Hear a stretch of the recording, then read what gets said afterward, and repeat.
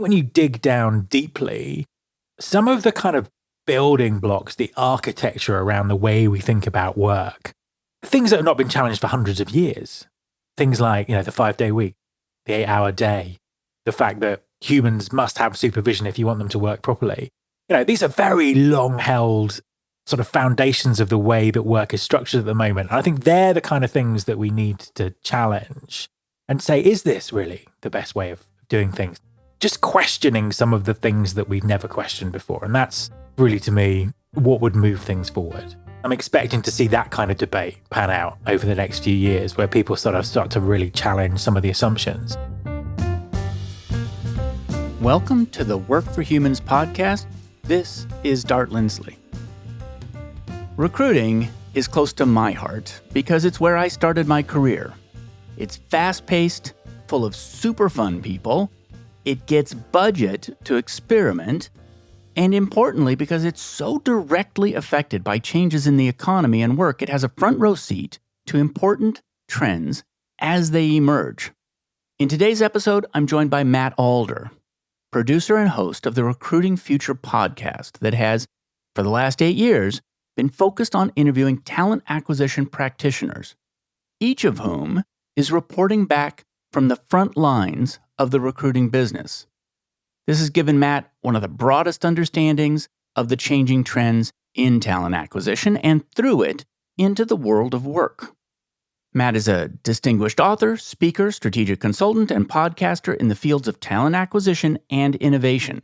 Working with Fortune and FTSE 100 employers, Matt helps organizations optimize their digital strategies to stay at the forefront of industry advancements. In this episode, Matt and I discuss recent trends in talent acquisition, AI's impact on screenings and interviews, and how to curate talent during recruitment. We also talk about scientific assessments within talent acquisition, the philosophical differences between companies and their effects on the hiring process, and companies that are using the recruitment process to enact positive societal change, as well as other topics. If you enjoyed this episode, if you're a fan of Work for Humans, please subscribe wherever you listen to podcasts. And now, my conversation with Matt Alder. Matt Alder, welcome to Work for Humans. Thank you very much for having me on the show. Always a pleasure to be on someone else's show and not have to ask the questions. You host one of the most listened to podcasts on talent acquisition in the world. Recruiting Future has 2 million downloads, something like that? Yeah, heading towards 2.5 now, but it's a lot. Yeah, it's a lot. Congratulations. It's a fantastic accomplishment. And you started something like 8 years ago, and you've been going twice weekly. Yep. And so what I really want to talk to you about today is that you've interviewed hundreds of practitioners and experts, and it gives you this, what I think of as a very high resolution understanding of what's going on in the world of talent. And you focus largely on talent acquisition. What percentage of the people who come on your show would you say are talent acquisition focused? It's an interesting question because it's changed over time. When I started the show, it was 100% talent acquisition. That's what we talked about. And 8 years ago, talent acquisition was quite siloed. So it was kind of a self-contained bubble, if you like. Over time, as the show's developed, I've found that the content has broadened out. So whenever you talk about talent acquisition, you have to talk about talent management, learning and development, internal mobility, all these kind of things. So really in the last 2 or 3 years, there's been much more of a mix of professionals on the show. For example, last week I had a great interview on strategic workforce planning, which is something that I probably wouldn't have considered as a topic a few years ago. And I think it's changing with the times. I think things are much more open. So I'm guessing now that I'm probably 65% talent acquisition and then the rest from elsewhere in HR. But I look to thinkers and doers outside of our industry as well to see what we can learn from adjacent industries or what we can learn from science or psychology, all of these things. And I'm always very keen to bring that sort of content over as well. What is the proportion of practitioners to theorists? It's high, actually. So I try and interview as many practitioners as I can, heads of talent acquisition, people operating on a strategic level. And I think that's just important. I mean, it's good to get some theoretical perspective sometimes. It's great to hear from vendors who are doing interesting things in the space. But really, my podcast is all about peer-to-peer learning. So it's about heads of talent acquisition learning from other heads of talent acquisition. So the main focus of my guests is practitioners. So what I want to explore with you is, what are the tests of the orthodoxy that are going on? When people are trying new things, what are the tests of the edges? And if there are any trends, any surprises over the last few years? To answer the last bit of that question first, I think the trend is towards people thinking differently, people trying different things, people challenging the assumptions that they've made about recruiting, and even challenging the assumptions they've made about what talent actually is. And I think what's driven that is the pandemic threw everything up in the air. I think it made people think differently about everything because it was not something that we were expecting to ever happen. So I think that sense of the unexpected and the things that came out of that, I think has perhaps opened people's minds slightly. Obviously, the crazy market that we've had in the last few years with extreme talent shortages, followed by large-scale layoffs, followed by both at the same time. And that's never really happened that way before, that the market has been so complex. And then I think the other thing is the long-term demographic trends are not in favor of huge supplies of talent to organizations. And that kind of goes back to the skills people are learning and things like that. And of course, technology as the other driving force in terms of making people reassess what's possible and the things that they're thinking might be based on. And all of those coming together at the same time. Certainly the last 2 years, I've seen huge amounts of discussions about what's possible, but also companies trying things and talking differently and trying to implement stuff. And it's just a really interesting time at the moment. And so let's talk about some of the, I think of these as dimensions. So where are we in the life cycle of the location question? This is so interesting because if we rewind to pre-pandemic, lots of people were talking about the future of work and this kind of flexible working and this work from anywhere sort of stuff. And, decade-long time spans were being put on it in terms of it happening. Now, obviously with the pandemic, that shook things up. And I think it's interesting in terms of where we are now, because I think that the advantages of having a workforce that can be anywhere, are enormous in terms of access to talent, in terms of inclusivity, in terms of flexibility. And also, I think from a lot of the companies that do this really well, productivity, creativity, all those kind of things. So I think that there are many organizations, some of whom have been in this camp from before the pandemic, who are finding that. And then I think that we have this very crude, unevolved debate going on with this sort of, everyone must return to the office. Oh no, they must not. It's kind of this polarized thing where you're either for everyone being back in the office all the time or you're not. And I think I'm waiting for the nuanced debate with the evidence and the data to really come forward, because I think at the moment, the debate is being driven by, kind of, I'm trying to think of the right word, almost like institutions and individuals with a vested interest in having people in offices, sometimes for good reasons, sometimes for hidden reasons, shall we say. And I think what needs to happen in order that we can kind of resolve this is, we need to sort of challenge the whole assumptions about why people go to offices for work and what work is for and how we come together. And I think it's going to be interesting because I'm expecting to see that kind of debate pan out over the next few years where people sort of start to really challenge some of the assumptions. And I think when you dig down deeply, some of the kind of building blocks, the architecture around the way we think about work, things that have not been challenged for hundreds of years, things like, the 5-day week, the 8-hour day, the fact that humans must have supervision if you want them to work properly.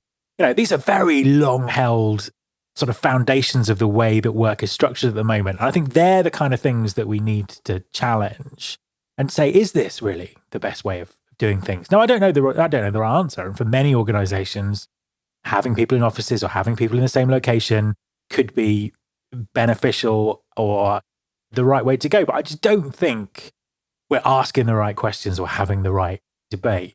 And meanwhile, there's a whole class of organizations who are remote first, who've been remote first for a long time, who are just continuing along their way, sucking up all the advantages of having that kind of distributed workforce. When you talk about the hidden reasons, because I have my doubts that data's ever going to win the day on this. And the reason I have my doubts is that those hidden reasons are maybe even hidden to the people who hold them. Yes, agreed. Yeah, I agree with that, yeah. And because they're hidden, we sort of have to hazard a guess at what they are. But if you were to hazard a guess at what the hidden reasons are, what would you say they are? I think there is a lot around real estate, office leases, that kind of stuff, property, cities, how all those kind of things work. So some of those are very personal to individuals and companies. And some of them, perhaps are bigger questions about the way society's organized. So I think that's some of them.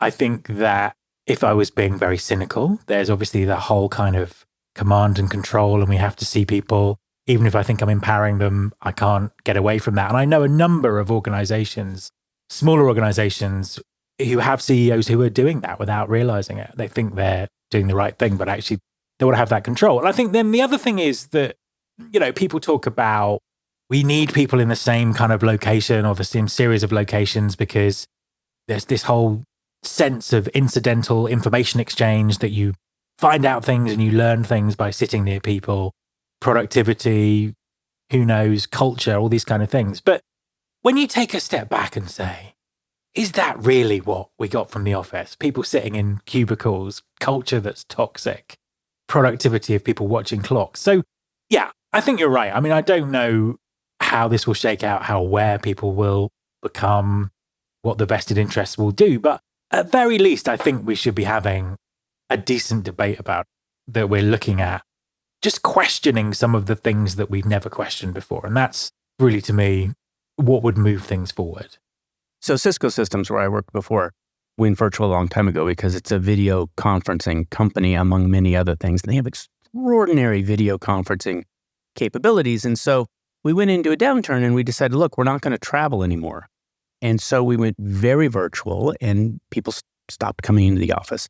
And it's unpleasant to look at. And so let me see if I can explain this. When you look at an office where a large percentage has gone remote, you feel like your company has died because you can't see the buzz. It looks like a tomb. And even though your company may be buzzing, it's invisible. And so it's one of those things where the look and feel of it is not great. You come into the office. I used to come into the office at Cisco, and the room, nobody turned on the lights yet, and a whole floor. And it felt bad, but I knew what was going on, which is that if you were to look at the actual data moving around the company, you'd see that it was hot. I think that's interesting because what we're having to deal with are structures, whether they're physical structures or ways of working or ways of thinking, that were created a long time ago for a different type of work. And they don't work. That's the thing. You have issues like that. When I'm talking about this, I'm talking about having a proper debate so companies can get the right mix for the right reasons. Because what I'm not saying is everyone should be virtual and distributed all the time and humans should never meet each other. Because I think some of the interviews that I've done on the podcast around this with remote first companies, all of them had this great phrase came up with an interview I did with Customer IO, the tech company. And they said that they were intentional about being face-to-face. So when they did have the opportunity to get together for events or whatever that might be, they were very intentional about what that meant and what they're trying to get out of it. And I think that a lot of companies that are operating in a hybrid way now, you still have people coming into the office to do Zoom calls with people who are not in the office. Or it's kind of almost like when you're getting humans together, how do you get the best out of that kind of face-to-face interaction? And again, that's something that I don't think people are thinking of or addressing. And, another example, I did a podcast interview with the founder of a company in the UK called Work Trip. which looks at different types of venues for what you traditionally call a corporate offsite. So, these kind of things where they drag you to a hotel near an airport, put you in a basement, and it's just like work, but you sleep there. Although for some people that might just be the same. I don't know. And it was kind of like, actually, you need great environments. You need things that are memorable. And if you do that, the creativity and also the kind of the retention of people really benefit. So again, we need to sort of rethink and retool things. And that's not easy when things have been the same for so long. And also the way economies and companies and society is structured is based on it. But it's interesting times. Let's talk about screening and interviewing, sort of the range of options there and what the tests are that are happening there. I think this is really interesting because if you kind of take a step back and look at what companies traditionally do, we have this concept of the resume, which for many people is still a Word document. It might be a PDF these days. It might be online, but it's still this kind of document that gets passed around.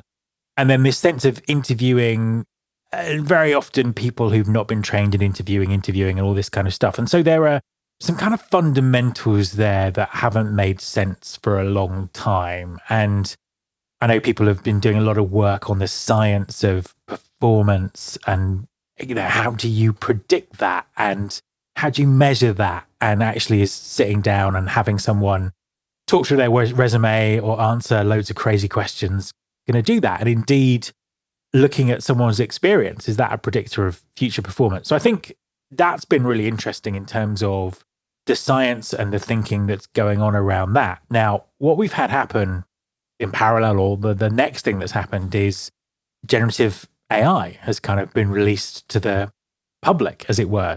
So now, very much hearing and talking to people who are getting applications from people who've written their CV and their cover letter using ChatGPT, people who are trying to do online interviews where they've got AIs whispering in their ears, and all kinds of crazy stories are kind of happening.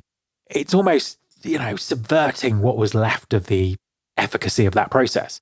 And I think it brings up an interesting question, which is like, well, whose fault is this? Is it the fault of the AI? And it's like, well, it doesn't matter, because if it is, you're not going to be able to change it or stop it. Is it the fault of the candidate or the potential hire? It's like, well, not really. They're just using the resources that are available to them. So it comes back to, well, it must be the fault of the process. It must be, we have to adapt our process.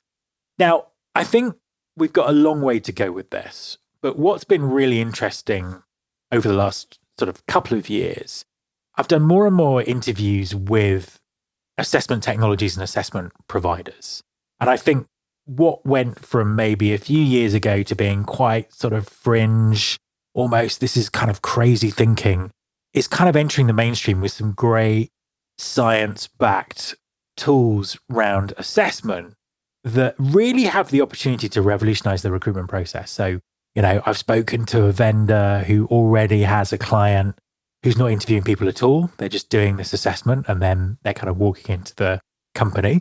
Now, there's a whole different set of questions there about employer brand and experience and all that kind of stuff. But if we're sticking with the assessment and selection bit, I think it's really interesting. And then I think that has all kinds of implications, because if we're moving towards some kind of, more scientific-based assessment, people could do that in advance and own their own data. Do you know what I mean? I think that's interesting. And then I think the interesting development in interviews since the pandemic is because so many interviews have now, at least initial interviews, are conducted over Zoom or stuff like that.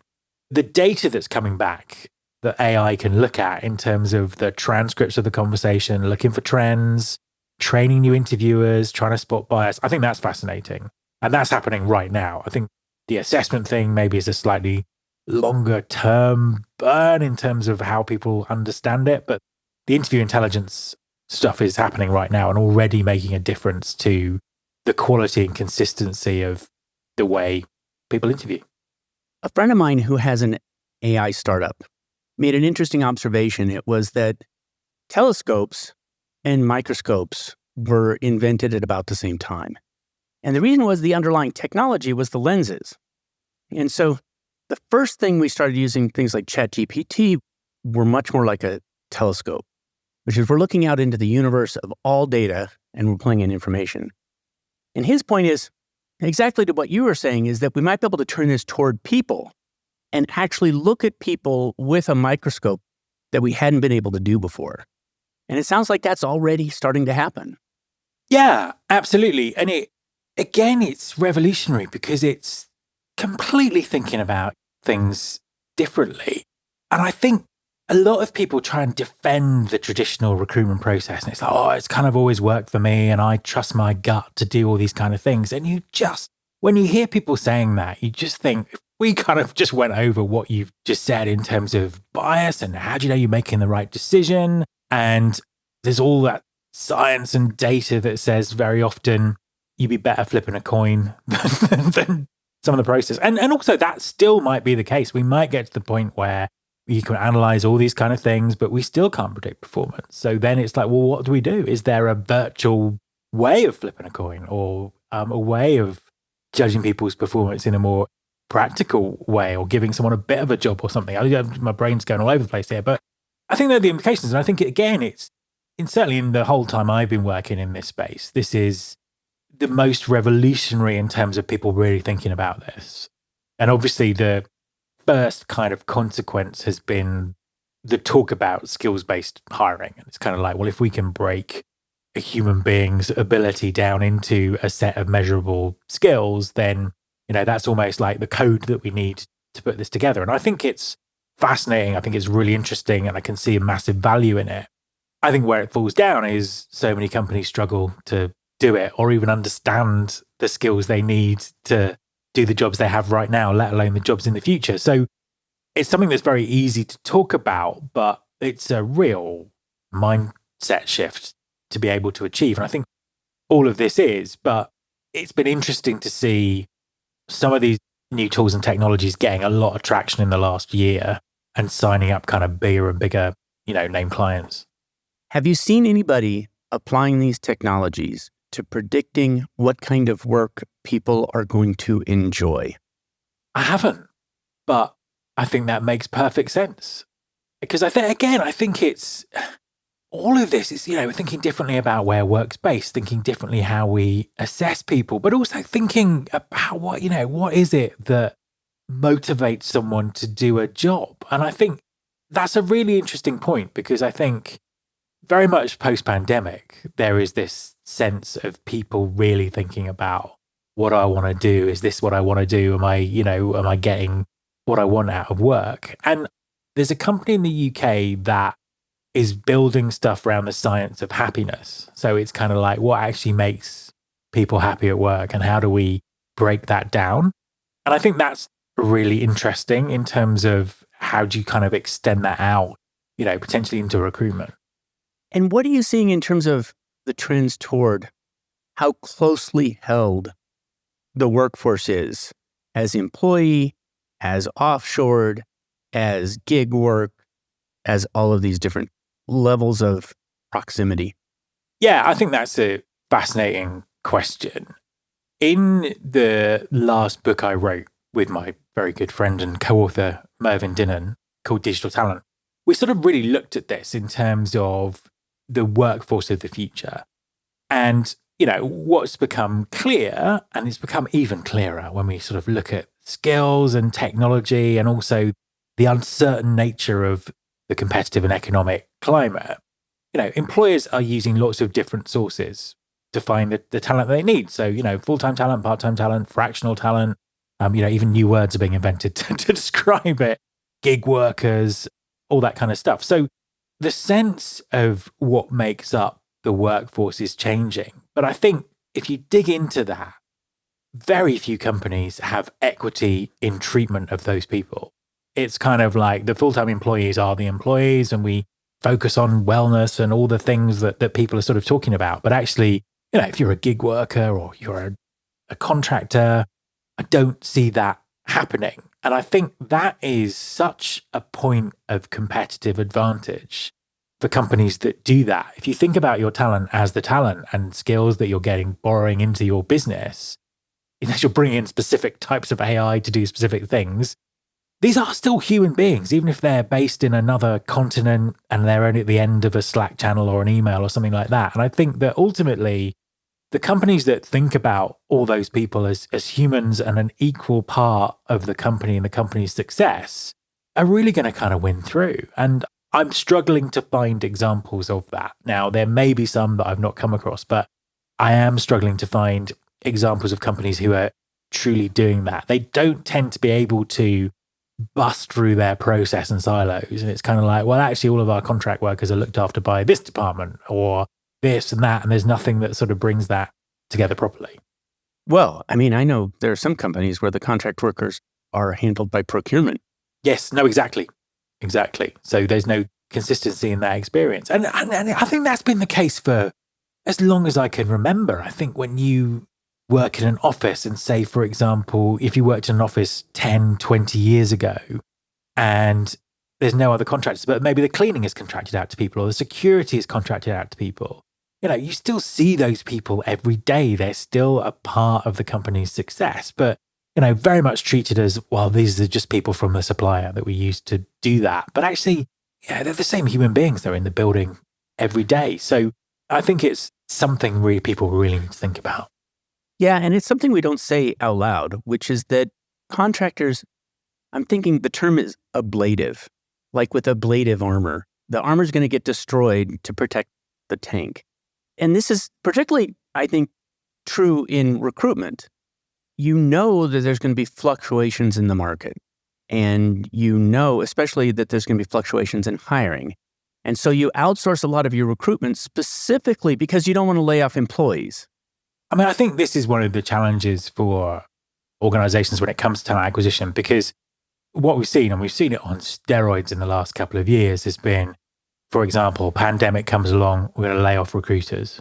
Pandemic finishes, we need talent. We're going to hire recruiters like we've never hired them before at salaries we've never offered before. And, fast forward a year, economic uncertainty, post-pandemic normalization, we're laying all these people off again.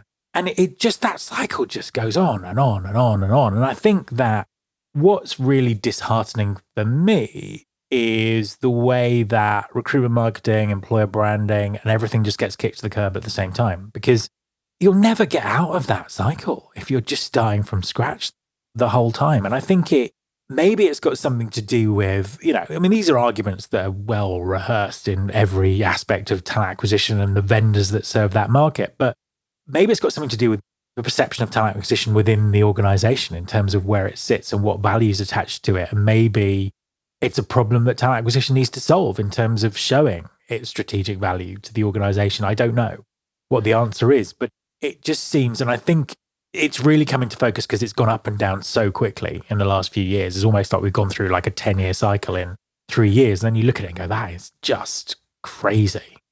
A lot of the people just leave the industry when it happens. Yeah, absolutely. I've always argued that the recruitment organization should have a diversified portfolio of services that responds in a hedged way to fluctuations in demand. So, for instance, if you have a very strong internal movement function, and if you have a good outplacement function, then you've got at least a diversified portfolio so that you can move people around. And it never quite works out. And it's just because it's so hard to maintain attention on the small parts of the portfolio when you're being crushed by demand during a growth period. Yeah, I think that's true. I think that there is this almost rampant short-termism that's baked into recruiting. But it's been interesting. I've had a number of leaders on the podcast who are really trying to break out of that and think about how they bring value to the organization and really kind of align themselves in almost like a 5-year cycle rather than a quarterly one or whatever. And I think, again, as we think more broadly about talent and skills and all these kind of things, then that role does become more important. It does become more strategic. If you're having conversations about, do you know what, in 3 years' time or in 2 years' time, this is what we're going to need. And do you know what, there are no skills in this area. So we're going to have to borrow some or build some. And we need to do that now because we can't just throw money at it when it's right on top of us. And I have had some great leaders come on and talk about those things that they're doing, how they're building bridges internally with procurement, how they're modeling themselves on the way their marketing function acts strategically. So it's kind of great to see those kind of conversations going on. And I've had a couple of conversations with organizations who have managed to resist laying off their TA teams and have focused on other things like internal mobility and outplacement, but also focused on training and capability with the hope that as their market comes back, they're in a prime position. So it has been good to see some of that long-term thinking, but we need more of it. Yeah, one tactic I saw there, or I guess it's a strategy that I thought was really wise, is hiring recruiters who are not purebred recruiters. They had a diversity of skills in the first place. And so what it meant was that they were preparing for a time when they might need to reallocate when the dot-com bubble burst. The company I was at went from 800 recruiters to 50, I think. And of those 50, they tried to put them into other roles, like into HR, and they did not thrive.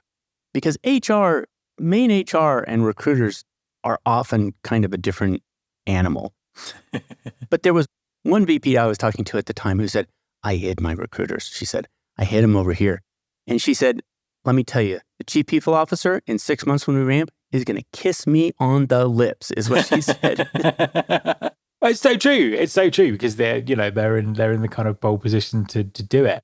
And again, I think it comes down to, again, if we talk about assessment and skills and understanding the talent in your business, if you have this kind of group of people and there's nothing for them to do, but there's probably some fantastic skills in there that could apply to other parts of the business. And this came out during the pandemic, actually, because after the kind of initial shock, lots of TA teams were focusing on internal mobility to see what they could do, but no one was really set up to do it. No one had the data or the processes or all of those kind of things. And again, I know that I know a couple of TA leaders who have really focused on that to make sure that they are able to do that in an effective way and be the go-to place for internal mobility. So yeah, incredibly disruptive few years, but the trends and the threads that are coming out of it, can I say threads now without applying to some social media site?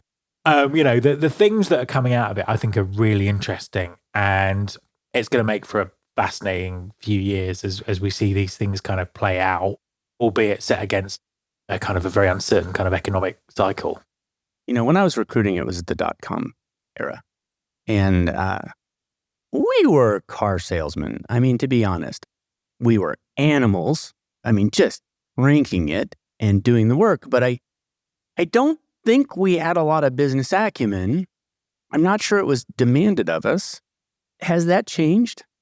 I think it has changed, but not that quickly. I still think that there is this kind of core DNA of a recruiter who is like that, and particularly in those moments of high demand where it's like we just need to get people in, so we need people who can get people in.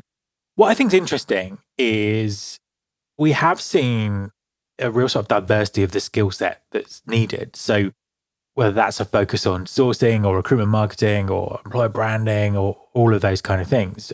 And I think what became very clear, maybe sort of 2 or 3 years ago, is it's impossible for one person to do that job. So there are companies that I was working with a few years ago, and they had their recruiters kind of doing, big name companies. They had the recruiters doing everything from writing job postings to all this kind of stuff.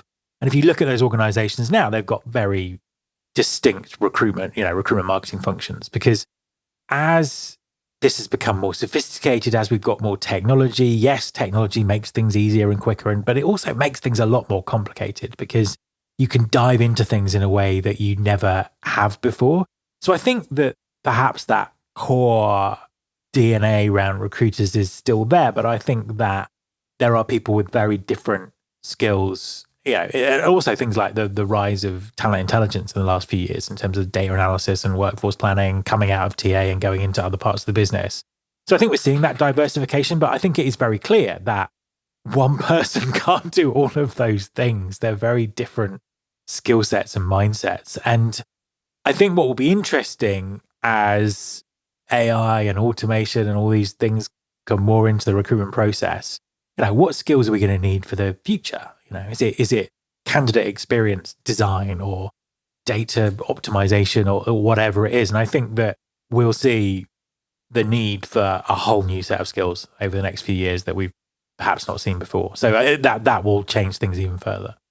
Yeah, I can already see that starting to emerge. Are you seeing any companies do anything interesting in terms of curating the talent that arrives at their door? Yes, I have. I've had a few on the podcast. It's very few and far between. Very few and far between. I think that there was kind of a sense with when learning and development went very much digital. So when people were putting learning management systems in and all these kind of things, there was always this, sort of going back sort of 2-3 years maybe, there was this sense that, well, we can open this to people who aren't in the company. So we can offer people who are not right for a role, we can offer them training on our platform. But I've never seen that happening at scale. Likewise, there's a few companies that I've spoken to who are taking a long-term interest in talent. So I think it's Tata Consulting in India who run various programs in high schools all over the world around STEM subjects. And there's other organizations that I've spoken to who are thinking about how can we get these skills that we need in 10 years' time. But again, they're not really the norm. What I think is interesting is this kind of whole sense of the way that employment sort of traditionally worked is you're all in this office, you employ apprentices or graduates and you come in and you train them up and they spend several years in your business or, they leave to another business. And it was almost like that was the way that the ecosystem of talent sustained itself. And if we're moving to this kind of post full-time work, post office based reality, I think that's something employers need to think about. It's kind of like, is it almost their social obligation to train up the workforce of the future or to help the workforce of the future with skills, even if they're not going to come and work for them? And I think that's that's a very big question that I think people need to think about, because if those traditional, and they were disappearing before the pandemic, but if those sort of traditional career paths and training are not available, what replaces them? How do we have the talent that we need as a society in the future? So that to me is an interesting question. But at the moment, it's kind of isolated edge cases. This relates a little bit to the discussion we had around skills.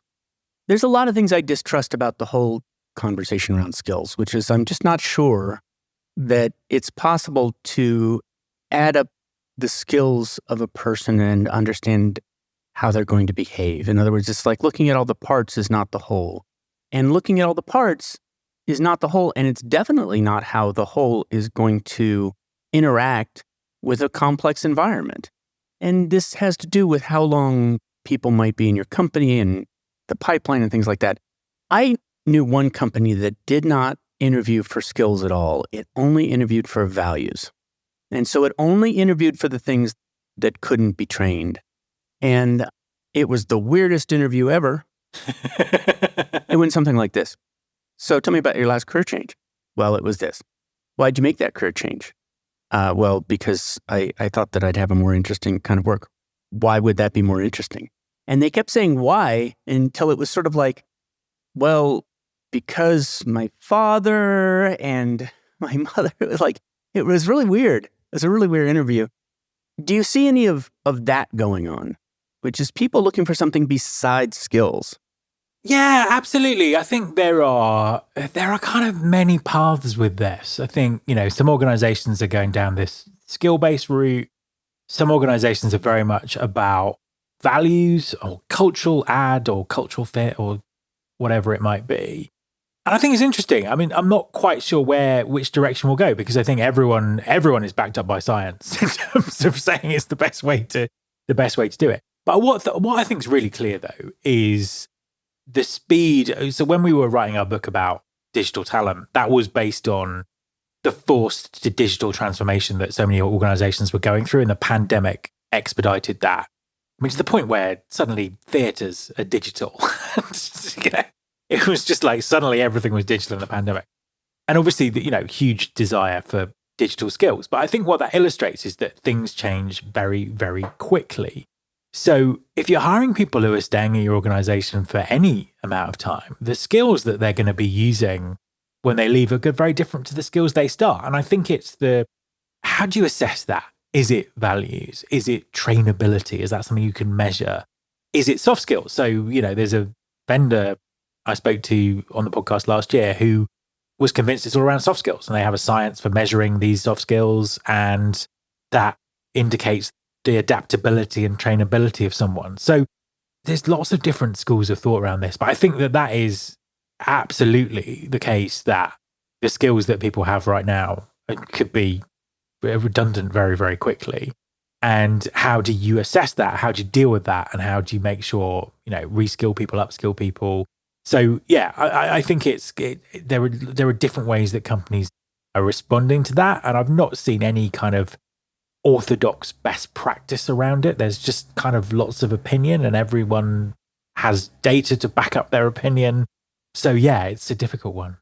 I used to come home and tell my father over Christmas what I was doing at work. And he would say to me, "What qualifies you to do that?"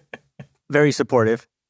I would say, "Dad, nobody's qualified to do this because nobody's ever done this before. I'm qualified to do this because I can make stuff up. And that's what it takes." It wasn't so, that's potentially something you could assess for, is the ability to make stuff up, from broad cloth. It's very true. I built and ran a big digital development media team back in, from about from 1999 to about 2006, 2 different teams.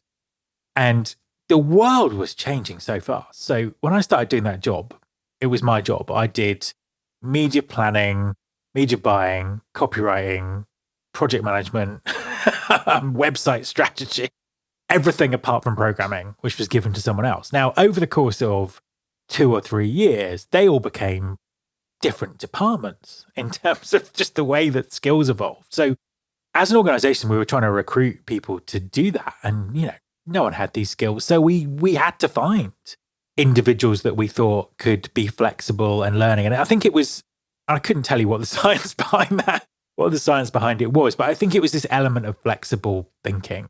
I always used to say, it's like, you can believe something is the case on Tuesday, and then on Wednesday, you have to have the capability to completely change your mind and not feel bad about it and just go with it, because that's how quickly things are changing. And it was dealing with that level of uncertainty and having that flexibility of thinking.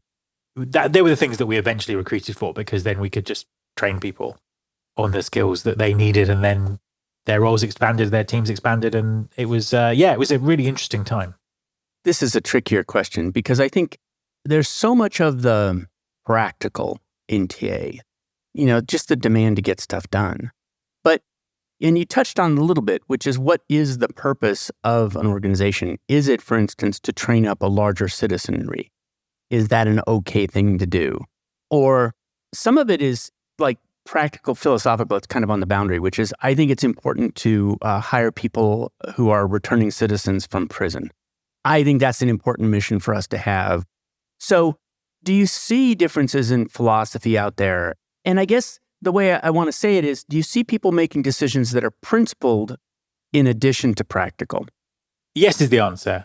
I think to look at philosophical differences in organizations through the lens of talent acquisition, it's quite difficult, because actually talent acquisition professionals want to find out what they've got in common with each other, if that makes sense. So whenever they get together and have conversations, it's about commonalities rather than differences.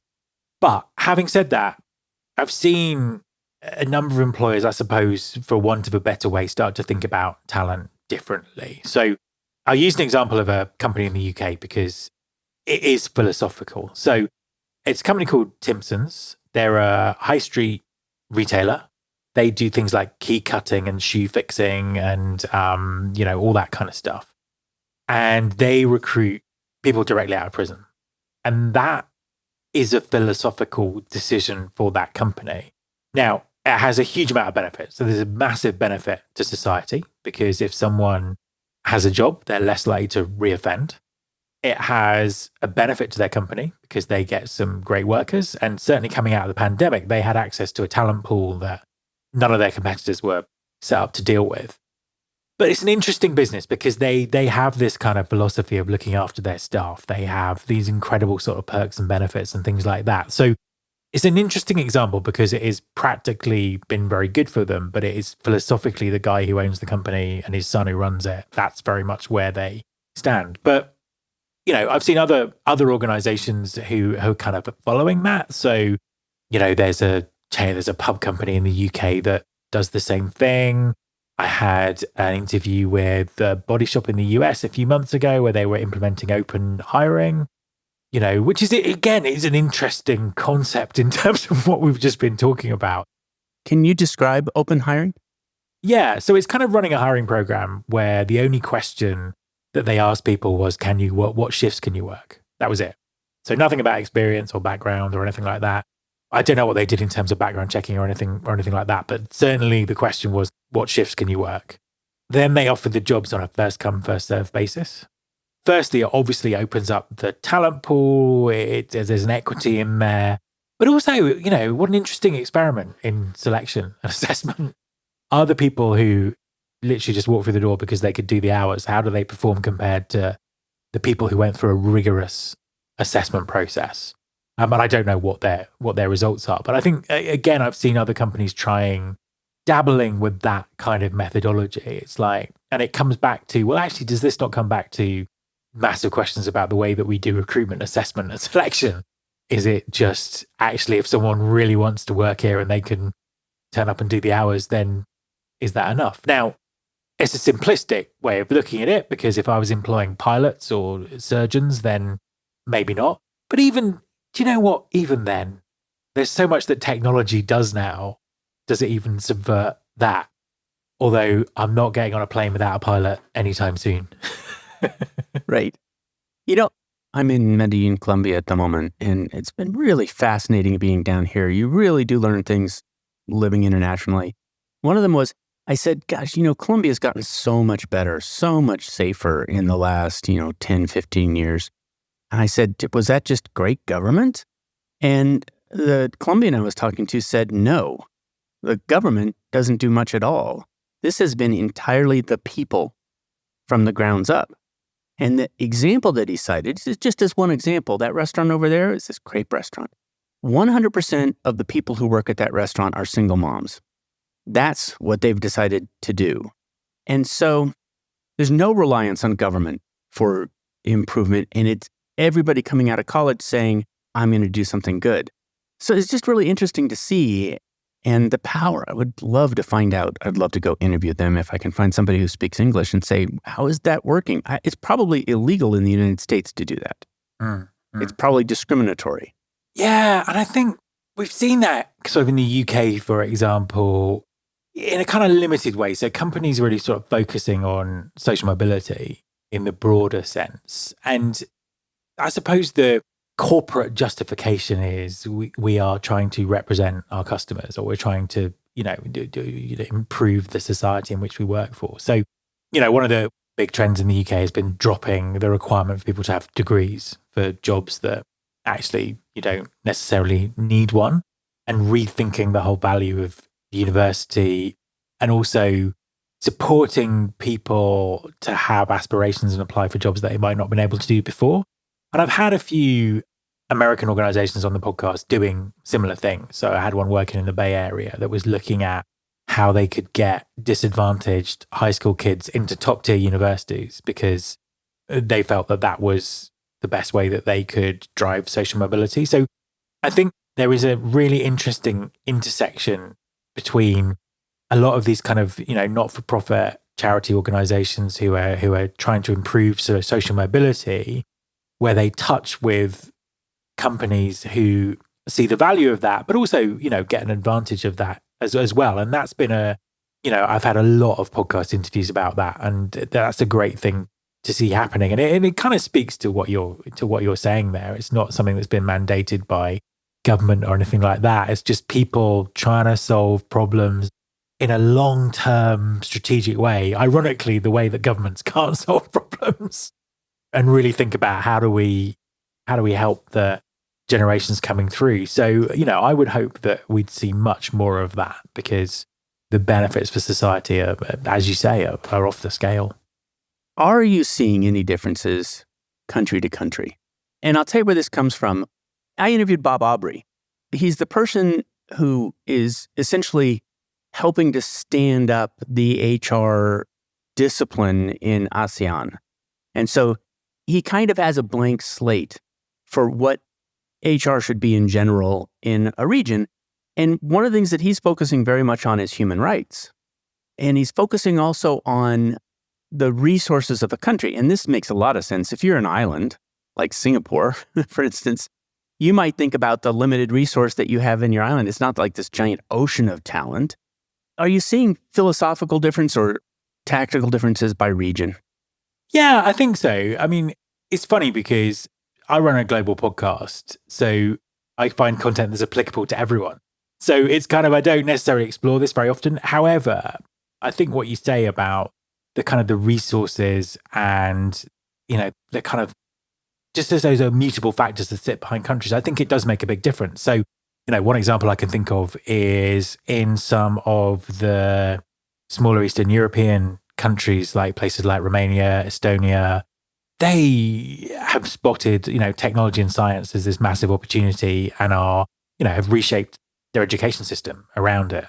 Estonia is offering these kind of digital nomad visas to people. So I think that's interesting. I'm based in Scotland, and Scotland's always interesting to look from this perspective because it's part of Britain. It used to be part of Europe. It's part of Britain, but it's very much its own country, and it's going through a big think about what its future looks like at the moment. So, it's always had these very transy industries, whether it's building silicon chips or cars or whatever that might be. Now, it's got kind of food and drink at the core of it, but obviously it has a lot of oil and gas. Well, despite the recent moves by the British government, extracting lots of oil and gas isn't really the future. So there's a focus on life sciences and robotics and things like that. And then, in turn, the universities are funded to do that, to try and attract talent in. So I think you do see it from country to country, just in terms of there's almost this kind of quiet war for talent and knowledge going on. And I think smaller countries are perhaps, there's more of a focus on it because they have less resources, so they have to think about it. And I think some of the larger economies don't, and that maybe that's to their detriment in the future. And I think that's an interesting thing to see pan out. That's super interesting. One of the things that happened in the United States is that it became so technical to be a car mechanic that the mechanic industry, the automotive industry, was competing with software industry for talent and losing really hard because they couldn't pay as much, but it became so sophisticated. And this is, of course, this enormous population in the United States, not an island nation, with a very attractive immigration for people who do want to immigrate. Nonetheless, one part of the industry just ran out. Yeah. It's that long-term view, and it's difficult to take a long-term view when so many unexpected things happen. But, one of the things I think about, if you think about, what does the world of work look like in 2035, for example, or 2034? And, there's a huge amount of unknowns in terms of technology, economy, politics, all that kind of stuff. But the one thing that we do know, unless there's a very, very strange shift in the labor laws, is that everyone who's going to be in the workforce in 10 years' time is already alive and is already learning skills. And it's kind of like, well, let's look at, I've got a sort of particularly vested interest in this because I've got an 8-year-old son. And I'm kind of like, what's he learning at school? And how does that translate to what the world might look like in 10 years' time? And I think that's the kind of thinking that countries need to have, but they don't, because again, we could start about the education system, the same thing in terms of based on, lots of outdated assumptions and all the funding around it and stuff like that. But I think that's the kind of thing that we need to think about, is like everyone who's going to be in the workforce in 10 years' time is already learning skills. So what are they learning and how are they learning it? What job do you hire your job to do for you? Your job or your work hires you to do something for it. What do you hire it to do for you? That's interesting. I love that question because that's kind of how I've always thought of my career in terms of where I'm working. What is this job doing for me and all this kind of stuff? Now, at the moment, I work for myself. I run a podcast. What does my job do for me? Well, it allows me to travel, to talk to people. It allows me to learn a huge amount about audio production, which is the geeky thing I always wanted to learn about, but I never had a good reason. But also it allows me to work very flexibly and spend time with my young family. So it's a combination of different things, but I've been very lucky that I've been able to sort of curate this job for myself around my vested interests. Sometimes when I talk to people and I ask them that question, they say, I hire my job to do the books. I don't want to do accounting. There's a whole bunch of things that a whole company needs to do that I don't want to do. And so I like to be a specialist. Is there any parts of this that you would like to outsource? Yeah. Again, in terms of starting a podcast, when you start it, you do it all yourself. So you do the editing, this, that, and the other, and all that sort of stuff. So it reminded me a bit of when I was in that web job where I did everything, even though I was very badly qualified to do some of it. So yeah, over time, I have outsourced more of it. So I outsource most of my editing. I outsource kind of a lot of the basic content repurposing and stuff like that.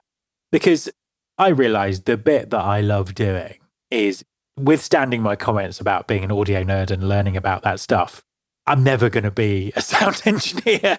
So it's kind of like I know enough now, and I now need to leave that to specialists who can do that really well. But the part of my job I love is talking to people, is doing the interviews, is finding people, is finding those stories. So as time's gone on, I've made that the thing that I focus on the most. What does your job cost you? I've obviously curated this job to give me everything I need and all that kind of stuff. But by going all in on the podcast, so I do 2 episodes a week, it's the majority of my time. This has to be a business. So I have to work with, I've got some great sponsors and some great partners that I work with, but that's not in my control. The economy is not in my control. The marketing budgets of people are not in my control. So I suppose that commercial uncertainty, and so particularly in the last sort of 12 months when things have been up and down, it's of course it kind of sits in your head, because I want to continue to do 2 episodes a week. I want to extend the kind of things that I can offer and all of that kind of stuff. But there is a part of it that ultimately isn't my decision. And I suppose that's the kind of the mental cost of doing this. Where can people learn more about you and about your show? The best place to learn more about me is LinkedIn. Very easy to find. Just search for Matt Alder. The show, you can find the show wherever you get your podcasts. If you don't get your podcasts anywhere, or you want to kind of look at the archives and all the show notes, and I've got 538 episodes that you can trawl through, you can go to recruitingfuture.com. You can find out about the podcast there. You can also subscribe. I do a monthly newsletter on everything that's going on in the show, and you can subscribe to that there as well. Fantastic. Thank you very much for coming on the show. My absolute pleasure. Thanks for joining me for another episode of Work for Humans. If you enjoyed this episode, please give us a 5-star rating wherever you listen to podcasts. And share the show with one person you think would get value from it. Believe it or not, this really helps us grow the show and reach more people who want to build the kind of work that people really want. As always, thank you to my producer, Jason Ames at Ninth Path Audio, for his insights into content and his high standard for quality. Final note, the opinions shared here are my own and not the views of Google or Cisco Systems. Thanks again for listening. See you next time.